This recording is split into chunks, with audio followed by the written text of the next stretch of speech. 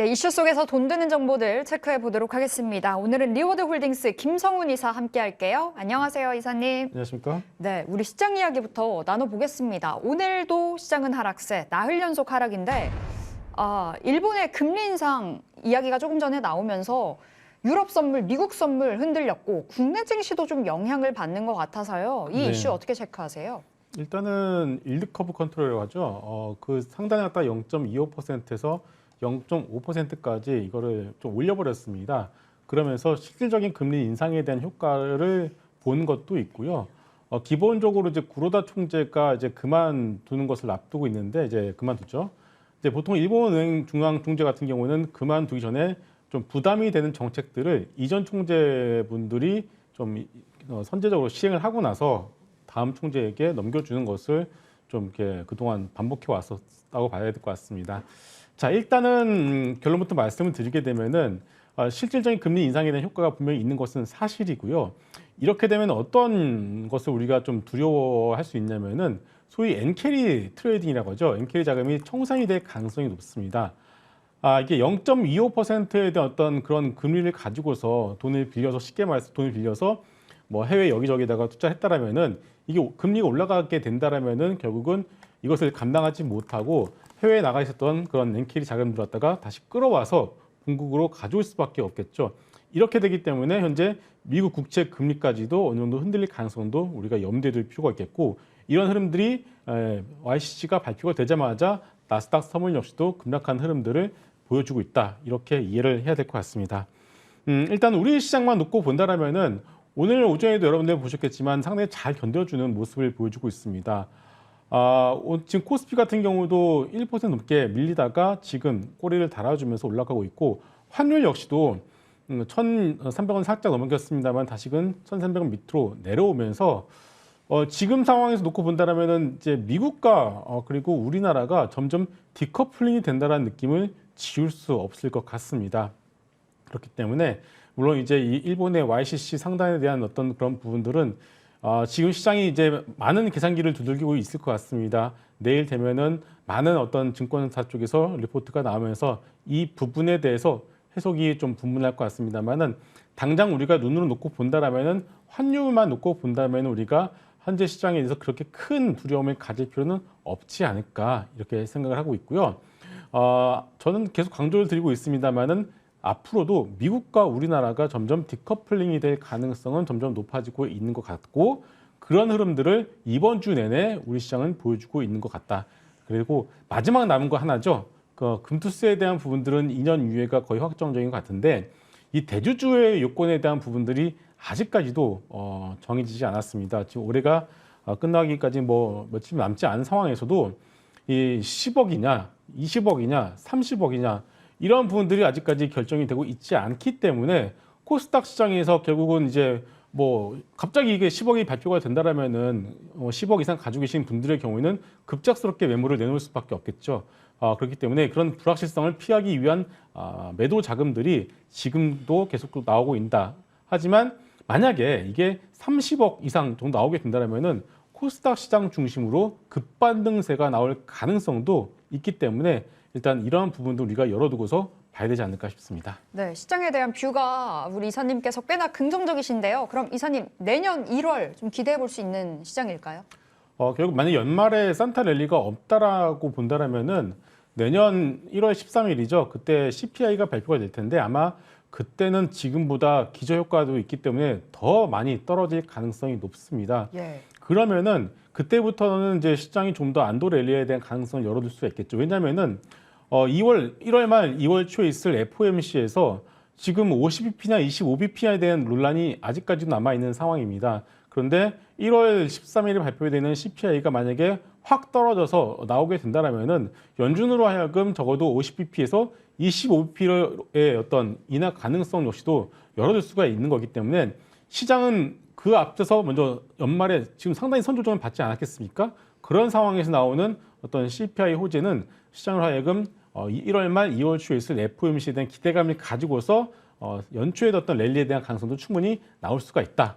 그래서 지금 뭐 대형주도 그렇고 중소형주도 그렇고 그리고 금투스에도 그때 가면은 이제 10억이든 30억이든 확정이 되면서 소위 말해서 불확실성이 해소가 되지 않았겠습니까? 예. 그러면은 1월 12월 말에서 1월 초 그리고 1월까지는 아무래도 우리가 좀 2022년 한 해 내내 너무 고생했는데 1월부터는 조금 더 좀 편안하게 매매를 할 수 있는 그런 구간으로 진입하지 않을까 싶습니다. 예, 좀 편안해질 수 있다 말씀 주셨고 하나만 더 질문 드려볼게요. 그럼 많이 빠져 있는 쪽으로 바라본다면 반도체, 뭐 2차 전지, 자동차도 있을 거고요. 어디에 주목하시나요? 일단은 뭐 반도체, 2차 전지, 자동차 상당히 좀 대형주이지 않겠습니까? 예. 좀 어려운 것은 사실인데요. 일단 자동차만 놓고 본다라면 대표적인 소비재 섹터입니다. 내년에 경기 침체에 대한 부분들 누구도 부인을 하지 않은 것 같고요. 저는 가게들의 지갑이 점점 얇아지고 있는 것이 사실이기 때문에 당장 지금 내가 차가 고장나서 멈추지 않은 이상 굳이 차를 바꿀 필요는 없을 것 같고요. 그렇게 된다면은 대표적인 내구재 소비재 자동차의 경우에는 주가의 경우에는 여기서 급하게 떨어질 가능성은 낮겠지만은 그렇다고 해서 치고 올라갈 어떤 그런 모멘텀과 그 명분도 없는 것은 사실이다. 그래서 중립적 관점을 당분간 볼 필요가 있겠고요.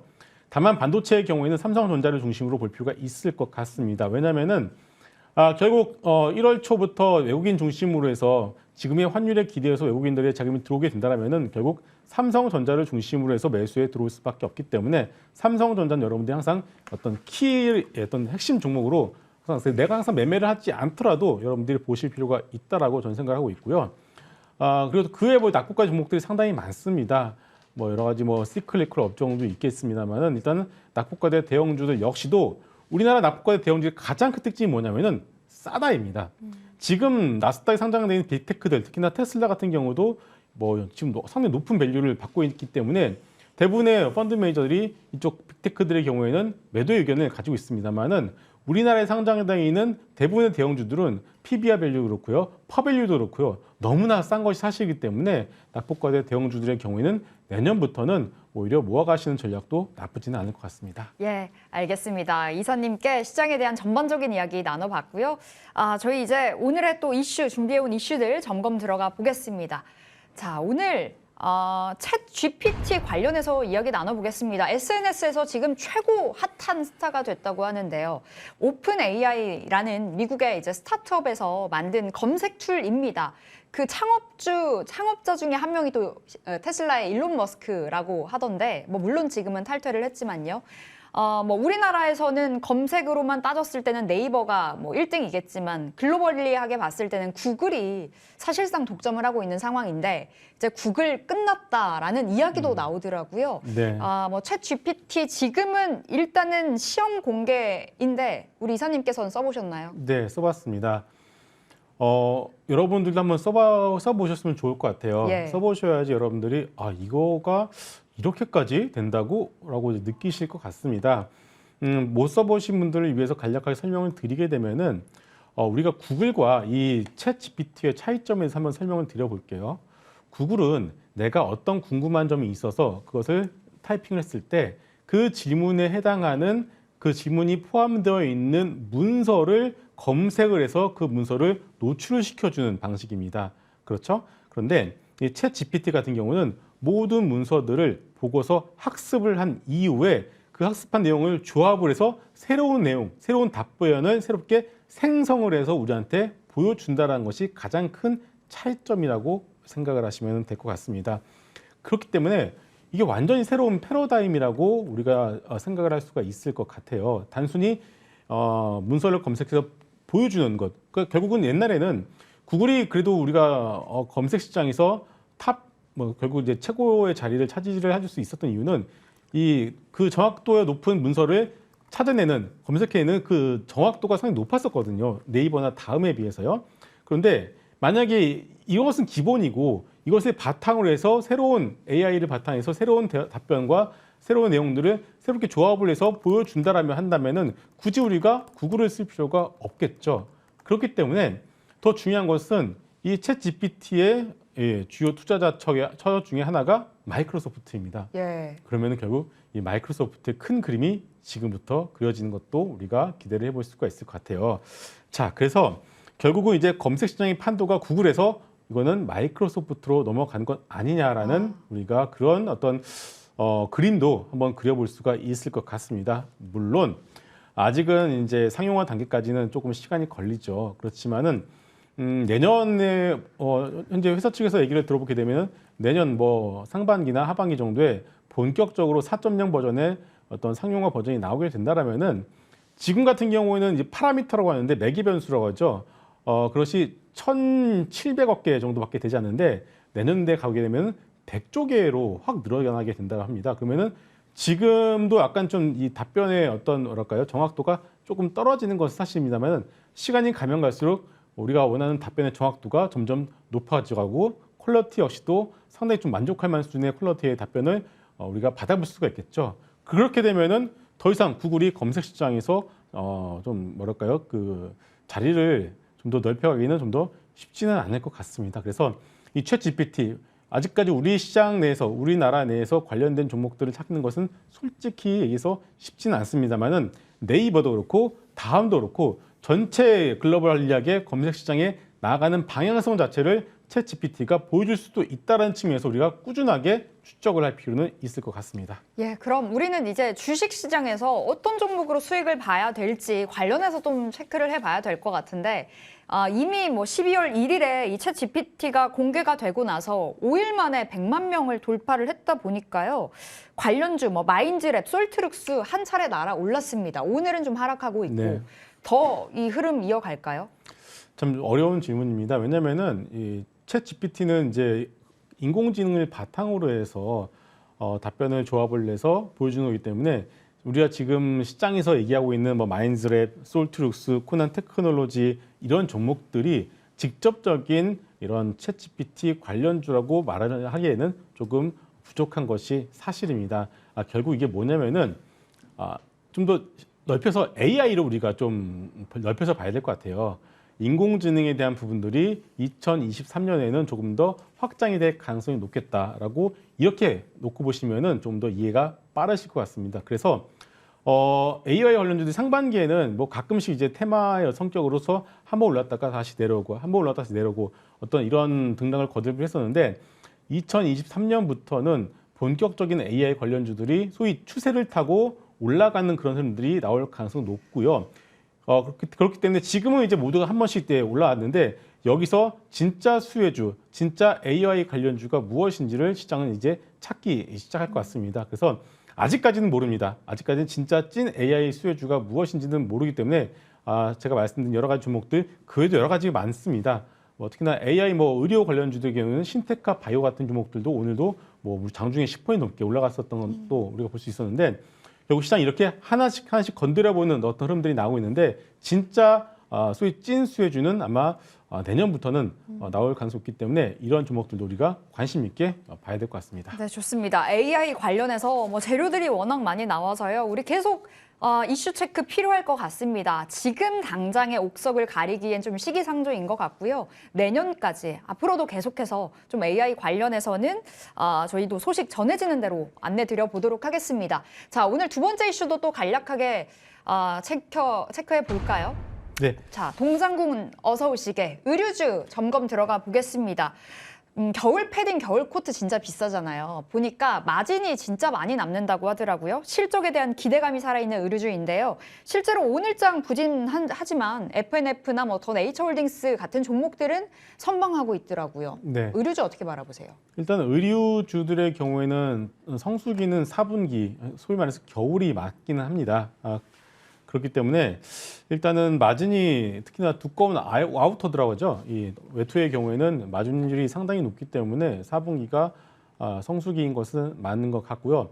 여기에 더해서 우리가 2020년, 2021년 본격적인 코로나 팬데믹 시대 때는 외출을 많은 분들이 자제를 했었던 것 같아요. 그러다 보니까 외출을 자제하다 보니까 화장품도 많이 안 사시고 그리고 그래서 있는데 많이 꾸미거나 그런데 돈을 많이 쓰지 않은 것도 사실입니다. 그렇기 때문에 어떻게 이제 본격적인 어떤 리오프닝이 우리도 내년 초부터는 마스크를 벗는다고 하잖아요.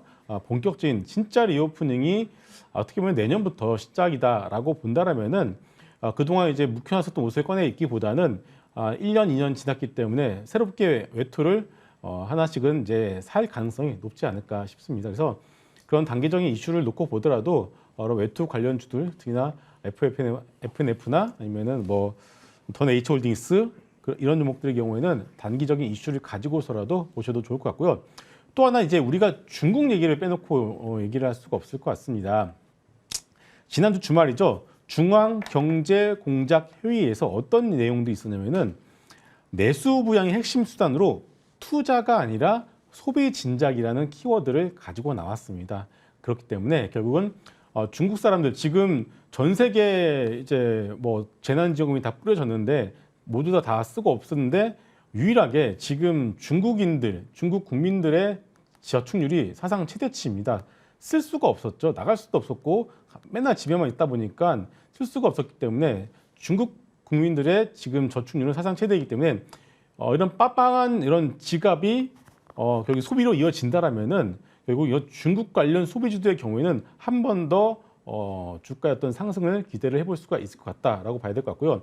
그러한 흐름들이 지금 화장품 주식들 그리고 중국 관련 인바운드 주식들 그리고 이런 어떻게 FNF나 그리고 더 네이처홀딩스 같이 의류 관련주들의 주가를 조금은 떠받치는 그런 원동력이 되지 않나 이렇게 보고 있습니다. 그래서 일단 의류주도 역시도 보시면 좋대. 다만 우리가 이제 좀 날씨가 좀 더 따뜻해지거나 아니면은 뭐 1월 중순 정도 가게 된다라면은 어떻게 보면 이거 좀 이렇게 그 계절을 타는 주식이다 보니까 그때는 한 번 더 차익 실현을 하는 것도 좋을 것 같습니다. 예, FNF 더 네이처홀딩스 지금도 좋다 말씀 주셨지만 역시나 좀 길게 가져가는 종목은 아닙니다. 계절을 타기 때문에요. 단기 트레이딩 관점으로 흐름 놓고 계속해서 좀 체크를 해보셔야 되겠습니다. 자, 이렇게 머니 이슈 지금까지 리워드홀딩스 김성훈 이사 함께했습니다. 말씀 고맙습니다.